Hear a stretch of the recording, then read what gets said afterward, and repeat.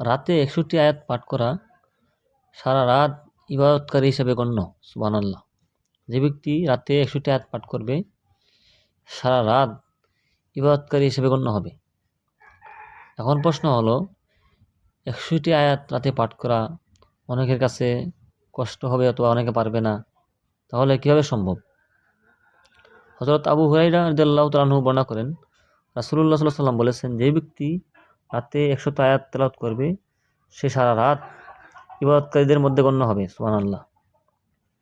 আর 100 আয়াত হলো সূরা ইখলাস কোরআনের 1/3, সূরা নাসর ইযা জা কোরআনের 1/4, কোরআনের 4 ভাগের 1 ভাগ, সূরা কাফিরুন সমস্ত কোরআনের 4 ভাগের 1 ভাগ, সূরা জিলজাল কোরআনের অর্ধেক।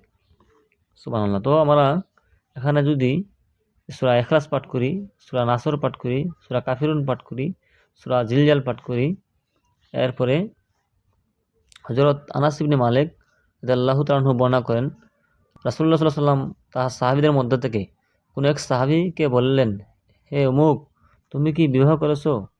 তিনি বললেন, ইয়া রাসূলুল্লাহ, বিবাহ করিনি, আর আমার নিকট এই পরিমাণ সম্পদও নেই, মালও নেই যে বিবাহ করতে পারি। তখন নবীজি জিজ্ঞাসা করলেন, তোমার কি সূরা কুল হুয়াল্লাহু আহাদ মুখস্থ নেই?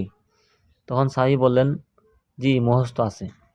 তখন নবীজি বললেন, এটা কোরআনের 3 ভাগের 1 ভাগ। সুবহানাল্লাহ। জিজ্ঞেস করলেন, তোমার কি সূরা ইযা জাআ নাসরুল্লাহি ওয়াল ফাত মুখস্থ নেই? সাহাবী বললেন, জি মুখস্থ আছে। নবীজি বললেন, এটা সমস্ত কোরআনের 4 ভাগের 1 ভাগের সমান। সুবহানাল্লাহ। নবীজি জিজ্ঞাসা করলেন, তোমার কি সূরা কুল ইয়া আইয়ুহাল কাফিরুন মুখস্থ নেই? সাহাবী বললেন, জি আল্লাহর রাসূল মুখস্থ আছে। নবীজি বললেন, এটা কোরআনের 4 ভাগের 1 ভাগের সমান। সুবহানাল্লাহ। তখন নবী জিজ্ঞাসা করলেন, তোমার কি ইযা জুলজিলাতিল আরদু জিলজালাহা এই সূরা জিলজাল মুখস্থ নেই? সাহাবী বললেন, জি মুখস্থ আছে। তখন নবী সাল্লাল্লাহু আলাইহি ওয়াসাল্লাম বললেন, এটা কোরআনের 4 ভাগের 1 ভাগের সমান। তো বিবাহ করে নাও। তিরমিজি শরীফ। সুবহানাল্লাহ। উল্লেখ্য যে তিরমিজি শরীফের অন্য রিওয়ায়াতে ইযা জুলজিলাতিল আরদু কোরআনের অর্ধেকের সমতুল্য বলা হয়েছে। তো এখানে মেইন কথা হলো যে প্রতি রাতে 100টি আয়াত পাঠ করলে আল্লাহ রাব্বুল আলামিন কি করবেন? সারা রাত ইবাদতকারী হিসেবে গণ্য করবেন। তো আমরা এই আমলটা করব, প্রতি রাতে এই সূরাগুলা তেলাওয়াত করব। সূরা ইখলাস, সূরা ইযা জাআ নাসরুল্লাহি ওয়াল ফাত, সূরা কাফিরুন, সূরা জিলজাল, এগুলা আমরা প্রতি রাতে তেলাওয়াত করব ইনশাআল্লাহ। তাহলে আমাদের আমলনামায় কি হবে? সারা রাত ইবাদতকারী হিসেবে গণ্য হবে। প্রিয় দর্শক, প্রতি রাতে 100 আয়াত পাঠ করলে সারা রাত ইবাদতকারী হিসেবে গণ্য হবে।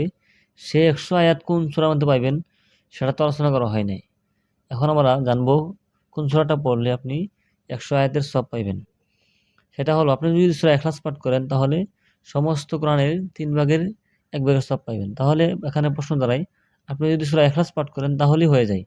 অথবা আপনি যদি সূরা নাসর পাঠ করেন, সূরা কাফিরুন বা সূরা জিলজাল, এখানে যে সূরাগুলো আছে যেকোনো একটি সূরা পাঠ করলেই আপনি 100 আয়াতের সওয়াব পেয়ে যাবেন। সুবহানাল্লাহ। এর চেয়ে আরো বেশি সওয়াব পেয়ে যাবেন। তো আল্লাহ রাব্বুল আলামিন আমাদের সবাইকে এই আমলটা করার তৌফিক দান করুক। আমিন।